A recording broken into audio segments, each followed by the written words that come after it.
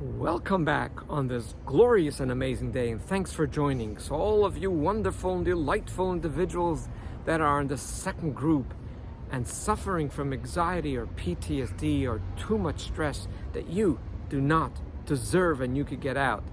You decided you want to heal, and you started with the breathing, and then suddenly your body says, nah, I don't feel comfortable. I just don't feel right. And last clip, you did the next step, which you sat there with yourself and you wrote down the exact feelings that you have. What is the next step for group number 2? The next step is, and this is something universal you could do in a lot of situations. This is absolutely phenomenal. The way our brains work, if we don't know this, when we have a deep fear, our bodies interpret that fear as a reality. So for example, if you're at home and I tell you a lie that a grizzly bear is next door, black bears are not so dangerous, but grizzly bears are, you will freak out. You will get scared because sadly you believed me. Ironically, there is no bear, but you're still scared. Now technically what the right thing would be to do is you could leave the house, but then verify through various means if there's actually a grizzly bear in the house, in that room. You could ask someone, or you could ask police or firefighters. You could tell them someone said that there's a grizzly bear. You're not sure if it's real or not. Let's go.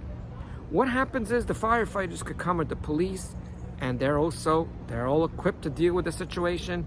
And basically, there is no grizzly bear. And the grizzly bear can't hide in a little drawer. They're big. So they make their way into the room, they open up all the closets, they open up the drawers, they turn around the dressers, and they find out there's no grizzly bear. And they verify, they take pictures and video, they come back outside and they show you there's nothing there. So the fear didn't come from the grizzly bear, the fear came from the idea or the lie of the grizzly bear. What most people do when they have a scary feeling or when they're told a lie, they believe it for months, years, and decades. They never go to check it out. So when I have a fear, my body interprets the fear as if it's a reality. And this is what I help a lot of people in my life coaching is we don't minimize the fear even 1%, but what I begin to train humans in their brain, that fear is a feeling. That fear is a feeling. Treat it as a fearful feeling. And now your body goes, that's interesting. Wait. So one part of my brain says, in reality, I'm safe. I'm safe noticing a breath. I'm actually safe being in this place where I am now. But my feelings, for whatever reason I mentioned before, we're going to skip the whole science behind it, feels very scared. As a life coach and as understanding the neuroscience, I'm still human. And I have about 3 PTSDs that I work with myself. I have deep anxiety and feelings at times.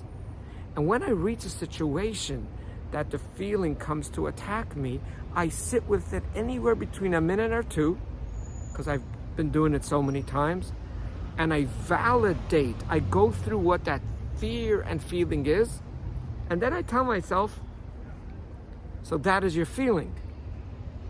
And I go, yeah. And then I say, is it safe to go ahead with what you want to do? Absolutely yes. Not a shadow of a doubt, I'm 100% safe.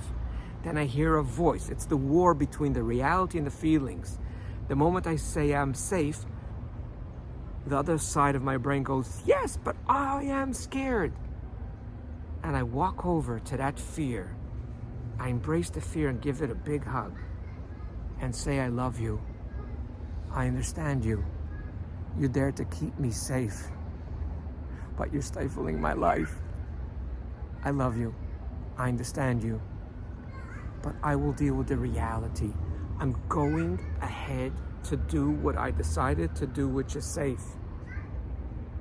You don't tell that fear to shut up. You don't tell it, what are you talking about? You're safe.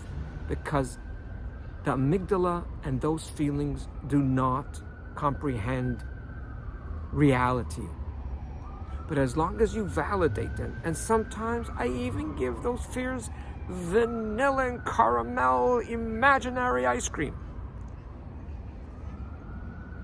You got to validate the fears because they are real. But yet the reality of safety is as well real.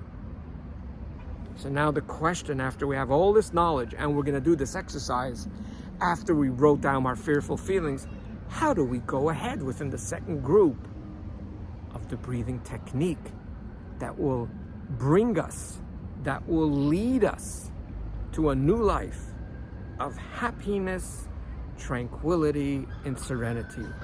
For that, please feel free to join me in the next clip.